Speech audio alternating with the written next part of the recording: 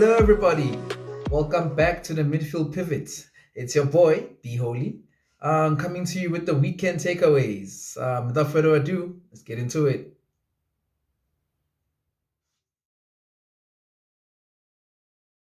First up, we have the long awaited debut of Lionel Messi for PSG. To say this was highly anticipated is an understatement. In fact, it was so highly anticipated that even though it was an away game for PSG, they were playing Rams. I keep struggling to say this damn name. They're playing Rams or Rams away from home. Their stadium was sold out, completely sold out, just because of Messi. The home fans, the Rams fans, were cheering his name as he was warming up pre-game. When he stood up in the 57th minute to do his warm-ups before he came on, they were cheering his name again. When he got subbed on in the 60th minute, replacing Neymar, again, they cheered his name. This is the whole stadium, guys, home fans and away fans, busy singing this man's name. So you can see that he's not only a favorite of PSG fans, so he's going to be a favorite for every single fan in LiQWYD. His popularity is massive, and it's going to be a big bonus for the league. I haven't seen a player this popular or a player get a standing ovation from both sets of fans since Ronaldinho. He's the last player I knew that was popular across even team divides. So obviously, League N is going to be the Messi show, and it's good to see. I hope it does well in the league. His debut was underwhelming. I mean, you can see he's rusty. This is his first time he's played a game since the Copa America final on the 11th of June. So the rustiness was still there, but still, it's refreshing to see Messi playing in a different kit. It's something that we've all been anticipating as fans of football, and it's a good thing to see. It really warms the heart. So yeah, that's the first takeaway. That League N is gonna be the Messi show. Manchester United should be renamed Donuts FC, and this is why. Manchester United up front, you've got Rashford, you've got Cavani, you've got Ronaldo now, you've got Sancho, you've got Bruno, you've got Pogba, you've got Greenwood, you've got Martial, you've got Dan James. Solid forward lineup. At the back, you've got De Gea or Henderson, you've got Varane, you've got Maguire, you've got Lindelof, you've got Shaw, you've got Wan-Bissaka, you've got Telles for cover. Solid at the back. Midfield, Fred. Big hole in that midfield. Hence why this team should be called Donuts FC. They got a big hole in the middle. In the last game they played against Wolves, Fred was shocking. From minute one, he was making mistakes, giving the ball away, not tracking attackers, just making mistakes all over the place. Pogba was uninfluential at all. He had no influence in the game, mostly because he had to cover for Fred's foibles, trying to make sure that they don't concede because of Fred's mess ups. So he also couldn't really get into the game. They were really lucky to win this game. It was down to a bit of individual brilliance by the generational talent of Mason Greenwood. Without him, I don't think they would have won this game. And also another takeaway from this same game is that Wolves need to rise up. Say Josina, as I like saying. Um, Throughout the game, whenever a Man U player was down injured, the Wolves players would kick the ball out to give that player time for medical attention or to recover. But then when their own player was fouled, because it was a foul by Pogba, when their own player was fouled and was busy rolling around on the floor, Man U didn't stop playing. They kept playing and got that goal. And the players were livid. But it just goes to show something like what they say, that you gotta play to the whistle. And you can't just keep doing your opponent favors. This is not a favors type of situation. We're playing professional football here. We're trying to win this game, and you kicking the ball out so they can get medical treatment is not a good thing. Just play on. If the referee doesn't blow the whistle for a foul, then keep playing. Go score. So that's another lesson. That's also another takeaway from this game, and I hope Wolves learn a lesson from that. So yeah, the takeaway from this game: Man United at Donut FC.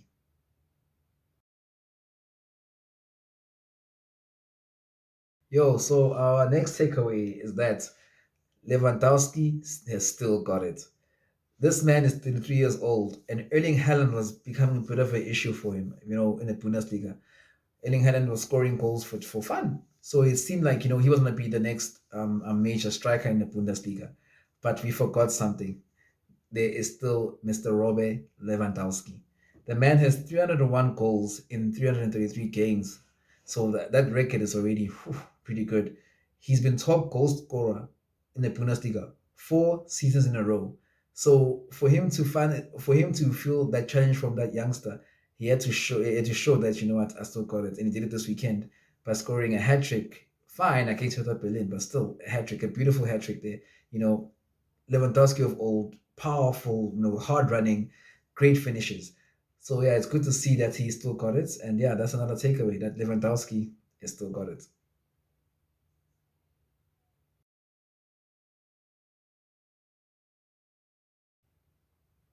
Right. So my final takeaway from this weekend uh, is that Juventus are in serious trouble. Now, Juventus have had a very poor start to the Serie A. They drew their first game 2-2 after taking a 2-0 lead, mind you. Drew their first game 2-2 against Udinese due to some shambolic defending and stupid mistake by the goalkeeper Szczesny. And then they managed to again make a huge defensive error and lose this weekend against Empoli of all teams. This is a team they haven't lost to in when I check at the stats, they haven't lost to this team in the past 10 seasons, and they lost to them yesterday, Saturday, sorry. So it just shows that, you know, Juve are having a bit of a hard time. They just released Cristiano Ronaldo, and that man had scored 100 goals for them in the 3 seasons preceding the move.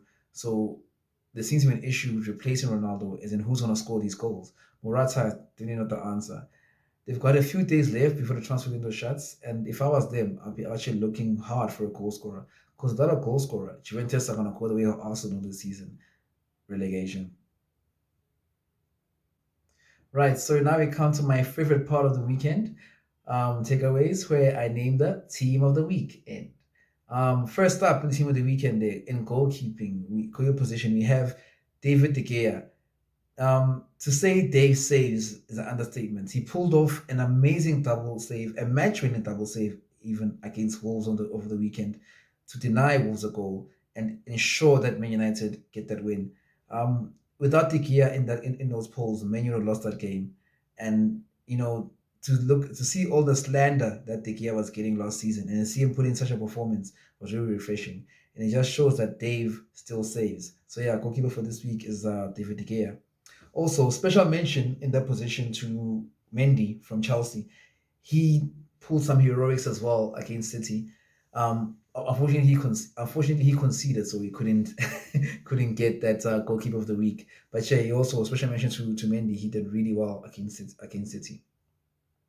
Moving on now, on right back we have João Cancelo. Now the reason why he's in my team this week is because João Cancelo started out the game at left back, mind you, in the first half. Played really well there, solid, cutting into the midfield the way Pep wants his fullbacks to do, and really did well in that midfield. And then moved over to right back in the second half and still continued to perform really well. Was unlucky not to get a goal. Fantastic performance by him. So yeah, João Cancelo was a right back for the week. In defense, or central back, we're gonna have the debut man himself, Rafael Varane. You know, a player comes. Sometimes you get to watch a player and he shows you just how classy he is. And Varane did that this week. He really showed us why he's such a good defender, why he's so highly rated. Calm, composed, was never flustered. Even put in a really good tackle there in the second half to deny Wolves a goal. So yeah, Varane is in our team for team of the week. Now, following Varane, we have the man. You know, the whole week, the whole last week. I mean, I was busy pumping up just how good Lukaku is, and I said that probably the only defenders I can see containing him might be Van Dijk and maybe Ruben Dias. Well, Van Dijk proved that I was correct in that. Van Dijk had Lukaku in his pockets the entire afternoon. Fine, even before Chelsea went down to 10 men, Lukaku wasn't doing anything against Van Dijk. He didn't have any touches, really. Van Dijk was all over him. It was a really masterful defensive performance by Van Dijk, and he's also showing his class there as being the best central back in the world right now. So yeah, Van Dijk makes it into our team of the week. The last defensive player we're gonna have is Alphonse Davies. Alphonse Davies, the speed merchant, had an assist there in the game against Hertha Berlin. Dominant performance there. Was unplayable most of the game. Most of the play came from down the left hand side of Bayern Munich anyway. So again, Davies, continuing the form he had from last season there, starting where he left off. Very good game from him. So yeah, also makes it into our team. Moving into the midfield now, we only have three in the midfield this week. That's because it makes space for all these strikers. But yeah, a man, the only other man to retain, the only man to retain his position from last week, Gabriel Jesus. This Pep tactic of playing him on the right wing is really paying dividends for him. His crosses into the box are menacing. The way he takes on defenders is really good. It really seems to give him a lot of confidence, to the extent that he had a goal and an assist against Arsenal. He's doing very well on the right wing, and if he continues his form, I expect to see him, come up in more and more of these teams of the week. So yeah, great week for Jesus there, second time in a row.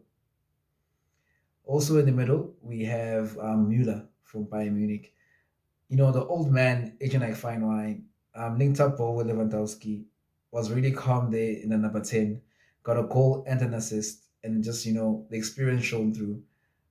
It's good to see him in his teams as well. It's nice to see that the older guys are also putting their hands up there with some really good performances. So yeah, Thomas Müller makes it to our team of the week. The last player in the midfield is Luis Alberto. Now, Lazio are doing really well in Serie A. In fact, they're top of the league in Serie A. The reason why makes it into our team of the week is because of Lazio's 6-0 win this weekend. And in the 6-0 win, he had three assists and a goal. Um, that's obviously shows just how influential he was in the game and how much most of these goals, four of these goals anyway, are down to him, directing for input from him. And not mentioning that the other two were also like a second pass. The first pass, the pass before the assist, was from Luis Alberto. So it was his game. He ran the game. Yeah, he really deserved to be in the team. Luis Alberto, ladies and gentlemen. Now it comes to the big guns up front. Mikel Antonio, guys. Mikel Antonio, he didn't start out as a striker, but he has morphed into being a very dangerous striker. I mean, to play in the Premier League and be scoring goals every single game he play is really a good thing. He's in line for the Golden Boot. He's already now record goal scorer for West Ham, so it's well deserved that he made it into the team of the week because this weekend as well he had an assist and another goal. So yeah, Mikel Antonio makes it into our team of the week. In the middle of this three striking formation, we have Robert Lewandowski, as previously said, the man is aging like fine wine, got a hat trick on the weekend, showing his class, 301 goals in 333 games. I mean, what a record! What a record! So yeah, he makes it into our team. The last player for this week is going to be Ciro Immobile, the Lazio striker. Also scored a hat trick. Also another elder statement. So you see, this week is the week of the older guys. The older guys really again putting up their hands. They trying to be counted, showing that they are still clinical goal scorers and that when given opportunities, they will score. We don't always need to worry about these youngsters. Sometimes let's give the old men their props. So yeah, that's that's the team of the week for this week. Full of old men, I know, but yeah, team of the week. Special mention though to Ferran Torres as well of Man City. He would have made it in, only like I said, I was giving props to the old guys this weekend. So yeah, he didn't make it into my team of the week. He also did a really good game though. Right, coach of the week. Coach of the week there will go to Mauricio Sarri of Lazio. He's really getting his team playing well. His team is purring on all cylinders there, and putting up a real title challenge. So yeah, Mauricio Sarri is our coach of the week. And there you have it, guys. There's our team of the week for this week.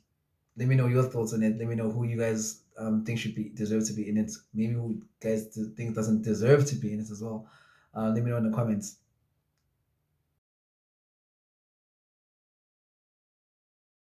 Right, so coming up now with the shock results of the weekend. It's obvious. Juventus Empoli. This is the second time Juventus have been in my shock results of the week. So clearly something is happening there. Losing 1-0 to Empoli is not a good result for a team like Juventus, especially if you're trying to challenge for the Scudetto, like I said last week. They really need to make some changes over an intentional break. I mean, it couldn't come soon enough for them. Allegri needs to think of something. They need to probably go into the market and buy a striker and replace Cristiano, because if they don't do that, like I said, they're gonna head the way of Arsenal. So yeah, shock result of the week: Juventus nil, Empoli 1. So yeah, there it is, guys. That's it for this week's takeaways. Once again, thanks for your support. Thanks for watching. Please subscribe. Please like the videos. Please share the videos with your friends. Please engage me on all socials as well. They should be on your screen right now. Hit me up. Let me know what you guys think of my takes. Give me some of your takes as well. And once again, thanks for watching. Thanks for your support. Peace.